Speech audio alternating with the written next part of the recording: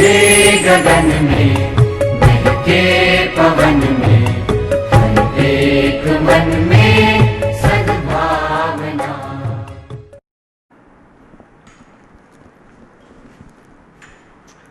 नमस्कार विद्यार्थी मित्रों, આપણે ચેપ્ટર નંબર 1 ગણમાં 1.6 સ્વાધ્યાય સુધી જોયું હતું અને પ્રકરણના સ્વાધ્યાય આપણા કોર્સમાં નથી, બરાબર? તો આપણે પહેલું ચેપ્ટર પૂરું કરીએ છીએ અને હવે આપણે ચેપ્ટર નંબર 2 જોઈશું, સંબંધ અને વિધેય, બરાબર? તો નવું ચેપ્ટર સંબંધ અને વિધેયમાં હવે આપણે શરૂઆત કરશું.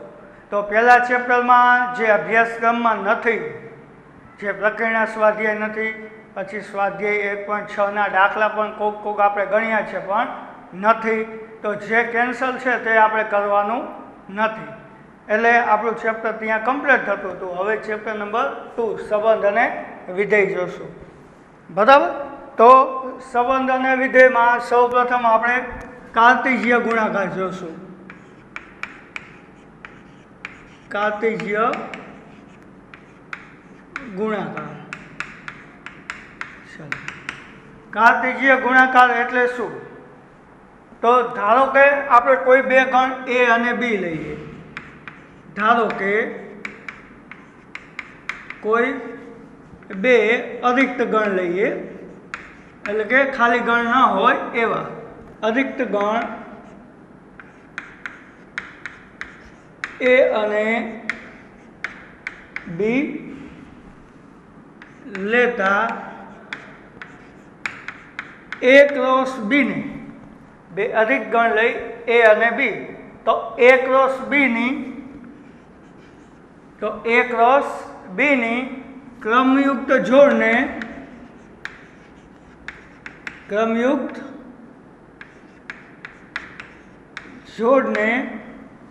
A અને B નો કાર્ટેશિય ગુણાકાર કહે છે.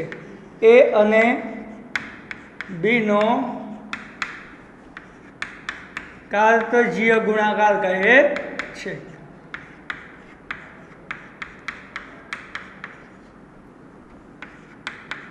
કાર્ટેશિય ગુણાકાર કહે છે. એટલે કે જો આપણે કોઈ બે ગણ લઈ A અને B, તો A ક્રોસ B કરીએ. શું કરીએ? A cross B. એટલે કે કાર્ટેશિય ગુણાકારને કઈ રીતે લખાય? A ક્રોસ B દ્વારા લખાય. તો A ક્રોસ B ની ક્રમયુક્ત જોડ, A ક્રોસ B કરવાથી તમને શું મળશે? ક્રમયુક્ત જોડો મળશે, બરાબર? એ ક્રમયુક્ત જોડને શું કહેવાય? A ક્રોસ B ને A અને B નો કાર્ટેશિય ગુણાકાર કહે છે, બરાબર? હવે દાખલા તરીકે હું તમને સમજાવું તો કઈ રીતે કાર્ટેશિય ગુણાકાર થાય અને કઈ રીતે ક્રમયુક્ત જોડ મળે એ આપણે જોઈશું. તો ધારો કે આપણે બે ગણ લઈએ, A બરાબર 1 2 અને B બરાબર 3 4. ચાલો, આવા બે અરિક્ત ગણ લીધા.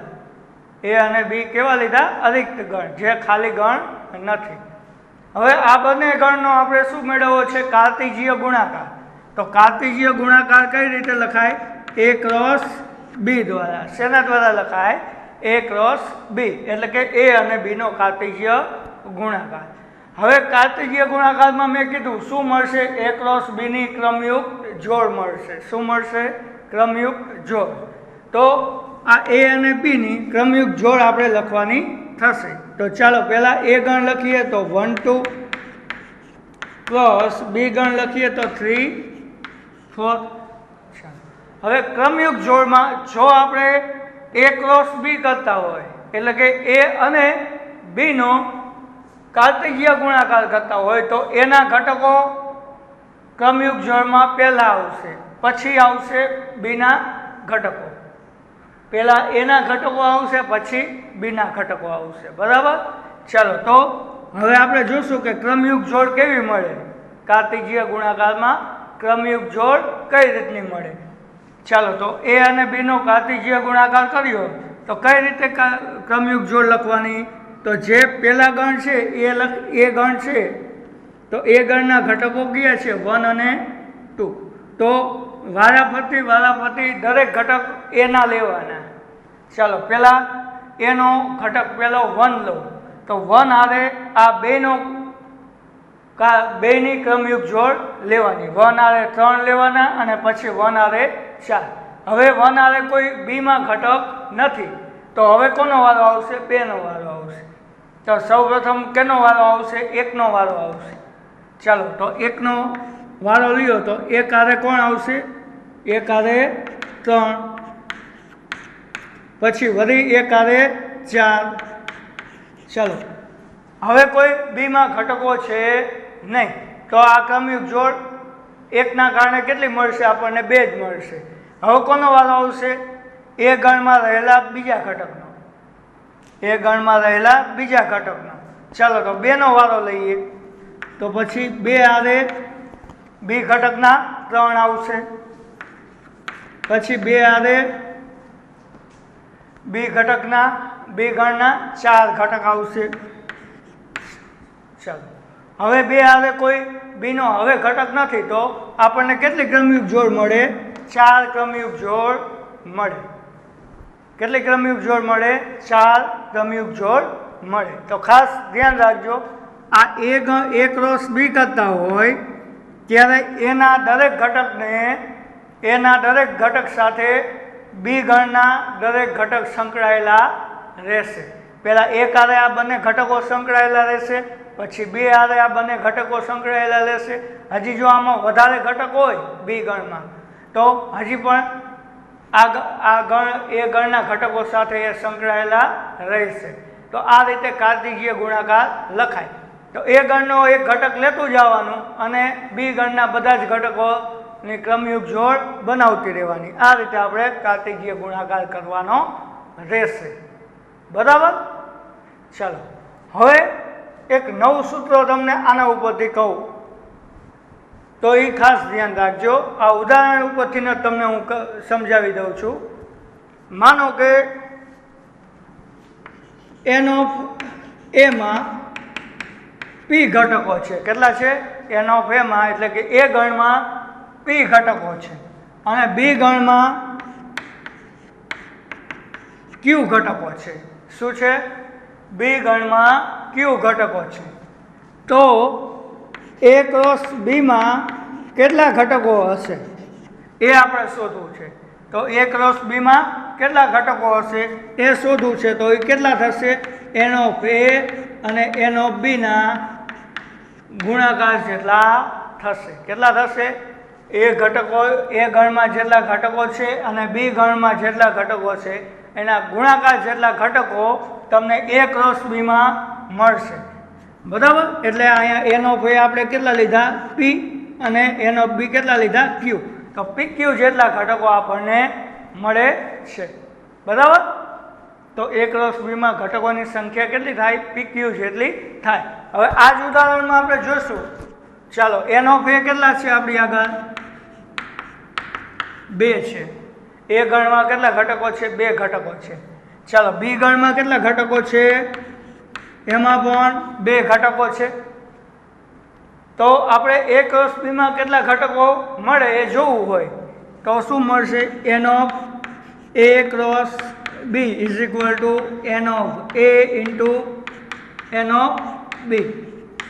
એન ઓફ એના ઘટકો અને એન ઓફ બીના ઘટકોનો ગુણાકાર કરીએ તો કેટલા મળશે? 2 દુ 4 ઘટકો આપણને એ ક્રોસ બીમાં મળશે, જે જોઈ શકીએ આપણે 1 3 1 4 2 3 ને 2 4. બરાબર? તો ખાસ આમાં તમારે યાદ રાખવાનું ક્રમયુક્ત જોડ. બરાબર? તો કાર્તિકીય ગુણાકારમાં ક્રમયુક્ત જોડ કઈ રીતે મળે? તો જે એ ક્રોસ બી કરતા હોય તો એના દરેક ઘટક હારે બીના દરેક ઘટકને સાંકળતો ક્રમયુક્ત જોડ બનાવવાની છે. બરાબર? હવે બી ક્રોસ એ કરતા હોય તો શું કરવાનું? બીનો દરેક ઘટક લેવાનો અને એના બધા જ ઘટકો લેવાના અને ક્રમયુક્ત જોડ બનાવતી જવાની. જ્યારે એના ઘટકો કમ્પ્લીટ થઈ જાય એટલે બીનો વળી પાછો નવો ઘટક લેવાનો, વળી એના બધા ઘટકો સાથેની ક્રમયુક્ત જોડ બનાવવાની. પછી વળી એ 2 ઘટકોનું પૂરું થઈ જાય બીમાં તો ત્રીજો ઘટક લેવાનો હોય તો, ન હોય તો કંઈ પ્રશ્ન નથી, હોય એટલા લેવાના. જો પહેલાં 1 લીધો, A ક્રોસ B કરવું હતું, એનો 1 લીધો, આના બધા જ ઘટકો લીધા 3 અને 4 1 સાથે સંકળાયેલા, પછી 2 લેવાના, પછી 2 સાથે સંકળાયેલા બીના ઘટકો 3 અને 4, હજી કોઈ ઘટક હોત તો એ પણ લેત અને બીના બધા ઘટકો લેત. તો આ રીતે ક્રમયુગ જોડ આપણે મેળવવાની છે. અને એક આ ખાસ ઇક્વેશન યાદ રાખવાનું છે કે ક્રમયુગ જોડમાં કેટલા ઘટકોની સંખ્યા હોય કે બંને જુદા જુદા ઘટકોના ગણોની સંખ્યાનો ગુણાકાર કરો એટલી સંખ્યા કાર્તિકીય ગુણાકારની સંખ્યામાં હોય. બરાબર? ચાલો, તો એનો A ક્રોસ B બરાબર શું મળે? એન ઓફ A ગુણ્યા એન ઓફ B જેટલા ઘટકો આપણને A ક્રોસ Bમાં મળે. ઘટકોની સંખ્યા A ક્રોસ Bમાં n of A into n of B જેટલી હોય છે. બરાબર? ચાલો, હવે આના પછી એક ક્રમયુગ જોડ માટે એક બીજું પણ વસ્તુ યાદ રાખવી પડશે તમારે. ક્રમયુગ જોડની સમાનતા. આ થયો આપણો કાર્તિકીય ગુણાકાર. હવે કાર્તિકીય ગુણાકારમાં આપણને ક્રમયુક્ત જોડો મળતી હતી. ચલો, તો ક્રમયુગ જોડની સમાનતા એક જોશું. ક્રમયુક્ત જોડની સમાનતા. ચલો, બે ક્રમયુગ જોડ લઈએ આપણે. એક ક્રમયુગ જોડ લઈએ AB અને બીજી ક્રમયુગ જોડ લઈ CD. એ બંનેને આપણી સમાનતા એટલે કે બંનેને સરખાવીએ. તો બે ક્રમયુગ જોડને જ્યારે પણ સરખાવવામાં આવે તો પેલા ઘટક બરાબર બીજા ઘટકની, એક ક્રમયુગ જોડનો પહેલો ઘટક અને બીજી ક્રમયુગ જોડનો પહેલો ઘટક કેવા હોય? સમાન હોય. હવે આ રીતે કોઈ પણ ક્રમયુગ જોડને સરખાવવામાં આવે ત્યારે A બરાબર એટલે પહેલા ઘટક આરે પહેલો ઘટક સમાન હોય એટલે કે A બરાબર C હોય અને B બરાબર D હોય એટલે બીજા ઘટક આરે બીજો ઘટક સમાન હોય. અને બીજી એક વસ્તુ ક્રમયુગ જોડમાં કે કાર્તિકીય ગુણાકારમાં શું યાદ રાખવાની? ચલો, એક બીજો નિયમ કાર્તિકીય ગુણાકારમાં યાદ રાખવાનો છે આપણે. એક ગુણધર્મ છે, એમ માની લ્યો કે નિયમ છે પણ છે કે જ્યારે પણ A ક્રોસ B કરવામાં આવે, આપણે ગુણધર્મની રીતે કાર્તિકીય ગુણાકારને લખી. જ્યારે પણ A ક્રોસ B, A અને B નો કાર્તિકીય ગુણાકાર કરવામાં આવે તો આપણને મળે છે ક્રમયુક્ત જોડ. અહીંયા આપણે જોયું A ક્રોસ B કરેલું હતું તો આપણને ઘટકો મળતા હતા 1 3 1 4, પછી 2 3 2 4 આવા ઘટકો મળતા હતા. તો આ ક્રમયુગ જોડમાં મળતા હતા. બરાબર? તો A ક્રોસ B કરીએ એટલે આપણને શું મળે? ક્રમયુગ જોડ મળે. આ ક્રમયુગ જોડમાં જે પહેલો ઘટક રહ્યો, જેટલા પણ ક્રમયુગ જોડમાં પહેલો ઘટક છે એ શેના હોય? એના હોય. શેના હોય? એના હોય. એટલે કે આ પહેલો ઘટક P મળે છે આપણને ક્રમયુગ જોડમાં. એ P કીનો હશે? એનો ઘટક હશે, ગણ એનો ઘટક હશે. અને Q રહ્યો બીજો ઘટક રહ્યો, આ 3 4 3 4, આ બીજો ઘટક કોનો હોય? B નો હોય. ક્રમયુગ જોડમાં પહેલો ઘટક એનો હોય, બીજો ઘટક B નો હોય.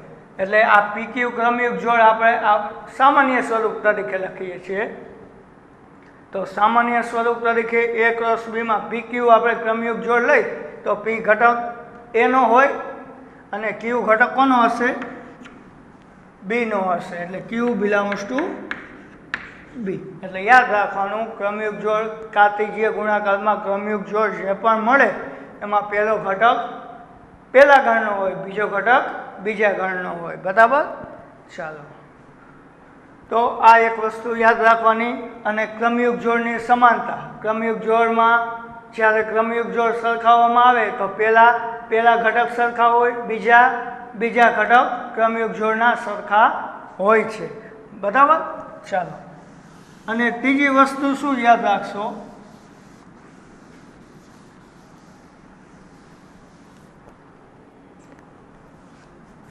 ચાલો,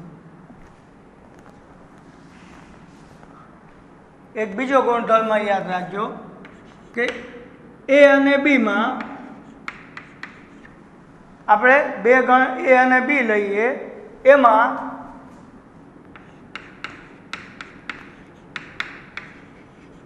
એ કોઈ પણ એક ગણ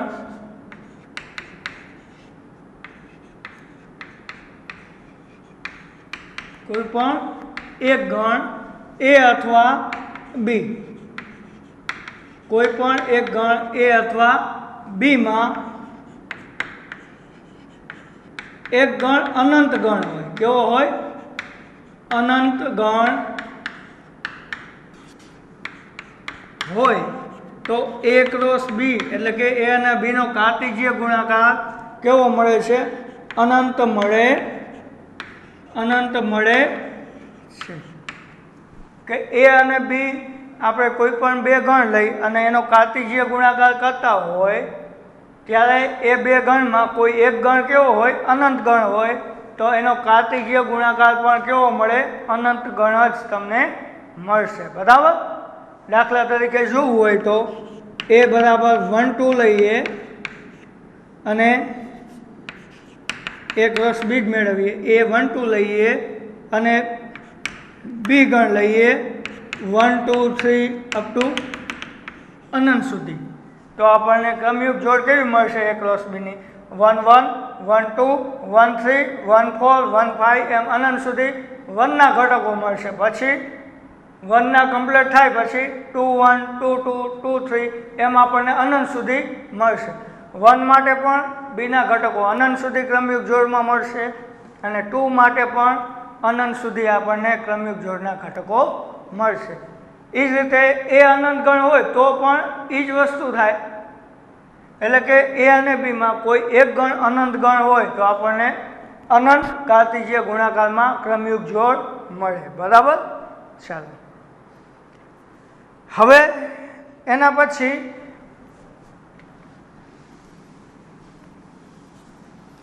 જો 3 ઘટકોનો કાર્ટેશિય ગુણાકાર કરવામાં આવે, માનો કે કોઈ એક જ ગણ માટે આપણે લઈએ, ધારો કે કોઈ ગણ એ છે, કોઈ ગણ એ જ છે, તો એનો 3 વખત ગુણાકાર કરવામાં આવે. એ ગણના ઘટકોનો 3 વખત ગુણાકાર કરવામાં આવે. ચલો, બરાબર. તો આપણને જે ક્રમયુક્ત જોડ મળે છે એમાં કેટલા ઘટકો ક્રમયુક્ત જોડમાં મળશે? 3 ઘટકો. એ ક્રોસ એ કરીએ તો આપણને કેટલા ઘટકો મળશે? એ બી સી, આમ 3 ઘટકો ક્રમયુક્ત જોડમાં જુદા જુદા આપણને મળશે. દાખલા તરીકે એ બરાબર 1 2 લઉં અને એ ક્રોસ એ કરું તો 1 2 ક્રોસ 1 2 ક્રોસ 1 2, તો આ ત્રણેયના કારણે જે ક્રમયુક્ત જોડ બનશે એમાં એ બી સી એટલે ક્રમયુક્ત જોડમાં 3 ઘટકો આવશે. પહેલો એનો આ એનો આવશે, પછી આ એનો બીજા એનો આવશે અને ત્રીજા એનો આવશે. એટલે 3 ઘટકો આપણને મળે. એમાં પહેલો એ બિલોંગ્સ ટુ એ, આ પહેલો એનો, પછી બી બિલોંગ્સ ટુ એ આ બીજા એનો અને સી બિલોંગ્સ ટુ એ આ ત્રીજા એનો. તો 3 ગણનો કાર્ટેશિય ગુણાકાર હોય તો કેટલા ઘટકો મળે ક્રમયુક્ત જોડમાં? 3 ઘટકો મળે. ક્રમયુક્ત જોડમાં 3 ઘટકો મળે. તો આટલી વસ્તુ તમારે ખાસ યાદ રાખવાની છે ક્રમયુક્ત જોડમાં. બરાબર. હવે આગળના લેક્ચરમાં આપણે સંબંધો વિશે જોશું. એ સંબંધમાં આપણે આ કાર્ટેશિય ગુણાકારનો ઉપયોગ કરવાનો છે. તો આ કાર્ટેશિય ગુણાકારની જે થિયરી મેં તમને આજ સમજાવી છે એ વ્યવસ્થિત રીતે તમારે કરવાની છે, બરાબર. તો આ કાર્તિકીયાની પછી આવતી વખતે આપણે સંબંધ જોઈશું, પછી સંબંધના દાખલા ગણશું અને પછી વિધેય પણ જોશું, બરાબર છે. ચાલો.